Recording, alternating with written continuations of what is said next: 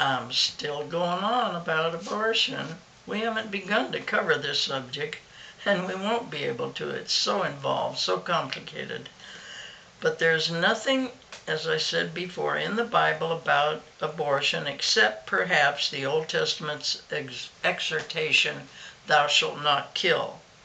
Using that verse, one could make a case for an anti-abortion stance, except that killing would also imply the death penalty. It applied to killing anyone in wars. You can't be pro-life and pro-death penalty and pro-war. It just doesn't work.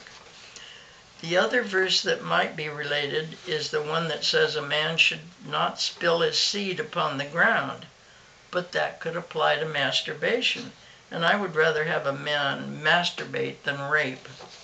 But the Old Testament God seems to have flip-flopped on a lot of things between then and now. In the Old, God said it was okay to steal wives from people they conquered. Hardly a moral position, and not one condoned by most people today. Since the old men with sticks up their asses seem to think it's okay to legislate things about our bodies, maybe Rule 5 should be, men shall not masturbate under penalty of law. At least there would be a biblical basis for that, but it's hardly a practical one. Most animal mothers instinctively assess their offspring for viability, for survival outside the womb, and when necessary, she walks away. That is universal. Human thinks that violates their chosen God's edicts, but obviously it doesn't.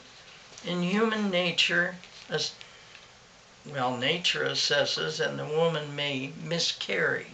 Miscarriage is God's way of saying the fetus is not viable. Putting aside the many biblical interpretations and not making abortion a religious issue would help us understand the hierarchy of the animal kingdom, of which we are a part. Man is, in fact, the most environmentally dangerous predator in that kingdom, and probably the dumbest. Animals use only the resources they need for survival. Humans are greedy and wasteful, which makes them stupid in my book, not just ignorant. Ignorance can be cured by thought, research, and study, but not stupidity.